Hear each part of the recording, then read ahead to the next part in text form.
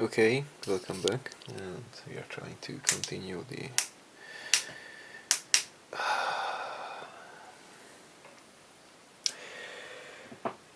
how to service your gun on CM045.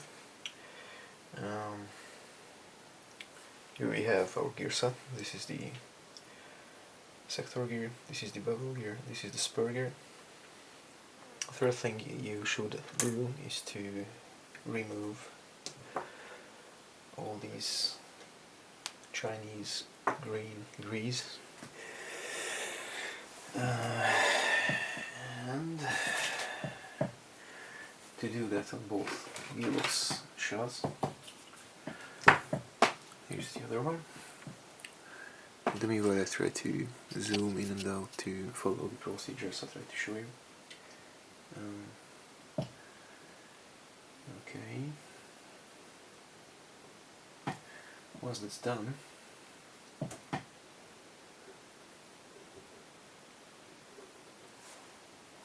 you should start the shimming process itself. Okay. So, yeah. I try to leave the shims as on the gears and the sides of the gears they were, so in case the shimming was more perfect or close to perfect, actually I need to only slight adjustments on the shimming, so I don't need to completely reshim everything. And I'm going to show you the shimming process itself.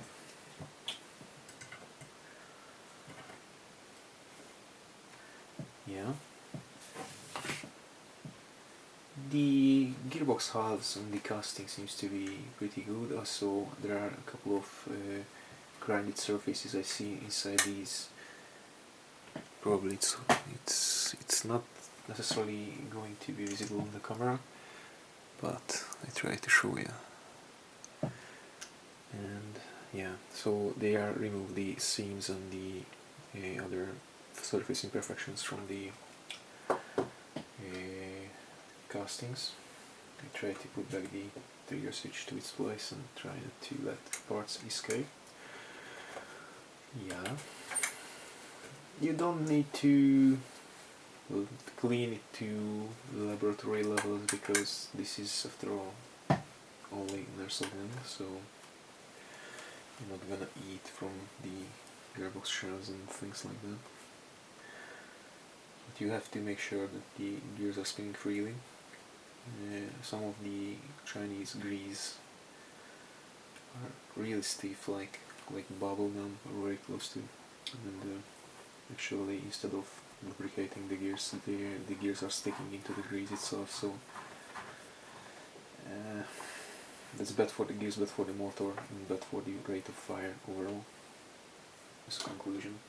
Okay, first thing first, you always start from the bottom and follow the procedure upwards. So first gear is to check is the spur gear always, and I am using Revolta grease, but this is only due to the fact that I can get these cheaply, and these are actually food grade grease, which is not necessarily needed for airsoft guns. Okay, so first you apply a thin layer of shim under the spur gear, and you want to lower it as slow as possible, so you shim it until it spins freely. If it spins freely without the shim, that's nice. In this case, I think the one very narrow shim is enough.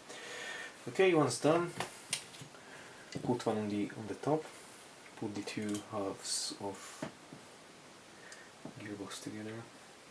That's pretty nice. So the trigger itself does not want to leave. Okay, let's make it bleed. And you put the two halves of the gearbox shells together and check for up and down play of the gear. And here we have around value somewhere between half and 3/4 of a millimeter, so we definitely need to add more shimmings. And that's not going to be enough, but one there. Oh, maybe a thick one is better for in this case. I usually prefer to trim these gears in small increments, but in this case we have a play of somewhere between the half of a millimeter and 3/4 of a millimeter, so a thick one is a good idea to put both. Okay, let's check the play. We'll also check the gear spinning freely. In this case it's a little bit stiff. Yeah, it's too much. Unfortunately, it was not half a millimeter. It was less than that. So we remove one thick shim and we put one thinner one. I strongly recommend to put your shims on the table and to have some kind of idea how thick they are, because we are playing with. Okay, that spins freely. That's the first thing you check, and you check the play, and it is nicely. It has to have some play, otherwise it's not going to spin freely. So you put your gearbox together, you check it for free spinning, and also check it for the sideways play. And you have to minimize that play, but you still have to keep some play, otherwise your gears will be stuck, and your engine motor is going to struggle to spin the whole system. Okay, once you think your shimming is near perfect, you check it on each gear with the screws in the gearbox, because these could force the gearbox shells, so it's going to give you less distance between the two gearbox shells, and we are talking about very small distances here, so even fastening the screws in the gearbox shell can make a difference and make your gears stuck and not to spin freely. I'm talking the same shit over and over again, but it's the difference between a bad shimming and the good shimming is very narrow. So it is not going to make a huge difference, but properly shimmed gearbox, just like in the automotive industry, can make a gearbox premature fail, like breaking fades. Okay, so our spur gear seems to be near perfect. There is a very little sideways play. Okay, let's continue with the next one. Next one is going to be the sector gear.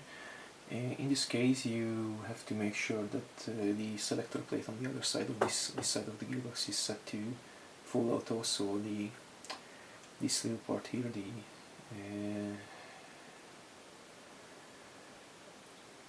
what is this? The semi-auto part of the gearbox that actually disconnects the trigger switch is set to auto, and it's not going to alter the whole shimming process. And also I need to find my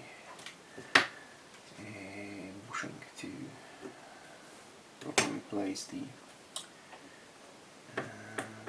sector gear in place. Okay, the trigger switch spring is not important at this time, so we can ignore that, and make sure the cutoff lever, this is how it's called, is in a elevated position, so it is not going to do its job at the moment, because it's now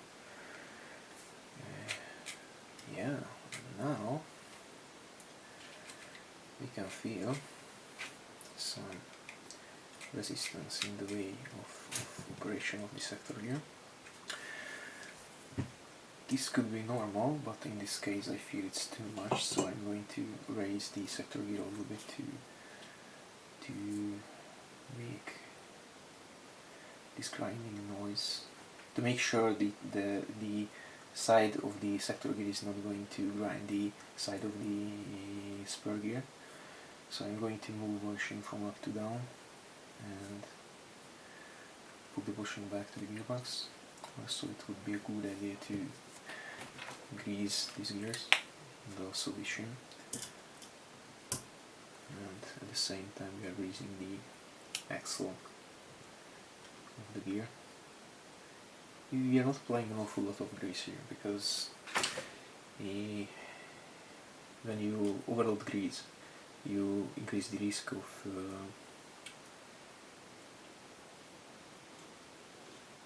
getting grease into the pneumatic part of the gearbox, and that's exactly what we are doing now, removing the too much grease from the gearbox itself. And we are going to clean the hop up soon, but let's finish this process. This is going to be a fairly long video because the process itself is a time wasting process, time demanding process. What we have done, we elevated slightly the sector gear, and it seems to me that the grinding noise is not here anymore, but to check this we need to put we still have some grinding noise, and I actually have no idea what is this caused. There is definite clearance between maybe the spring on the other side. There is definite clearance between the gears, so no, it's not the spring.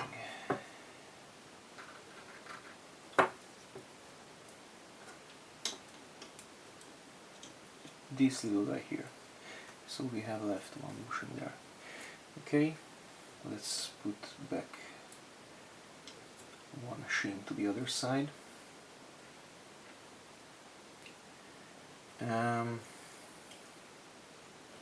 So getting back to the shimming, the second part of the shimming process is to make sure the wheels are not grinding on, or the gears are not grinding on each other sideways, and to make sure there is enough surface to mesh between the gears. Otherwise, if you keep the sideways distance too much and there is not enough meshing surfaces on the gear teeth, you are so increasing the risk of breaking one two teeth, or more than one or more two teeth on the gears itself, the gears themselves. It's still a little bit stiff.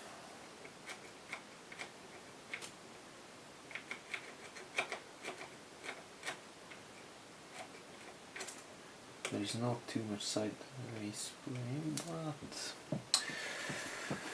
let's lift that sector a little, not too much, just a little.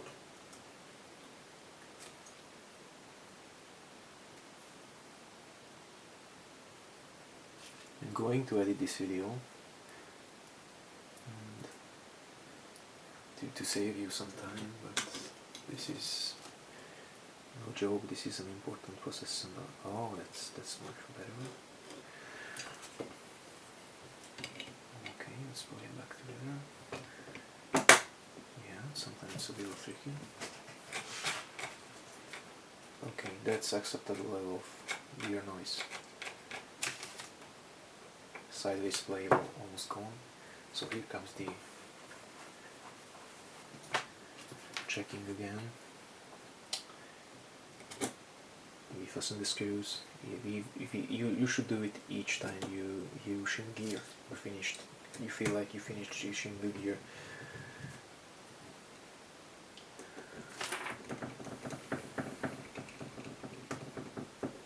You don't need to completely put back all the gears or all the. That's nice. That's better.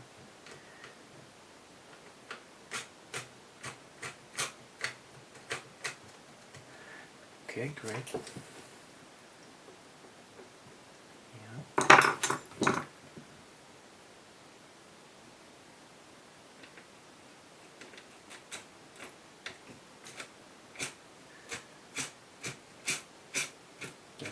looks absolutely nice. Okay.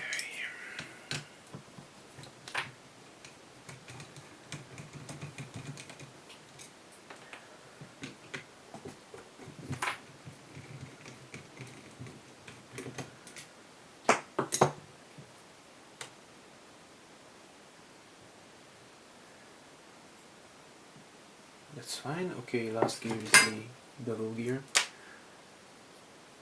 Okay. Let's try it first without the shim. However, the local guys are saying that we should shim the bevel gear as high as possible. I don't necessarily agree with that. So let me just check the noise in the general mashing of the gears, and it seems to be that there is no sideways grinding between the bevel and the spur. That's great.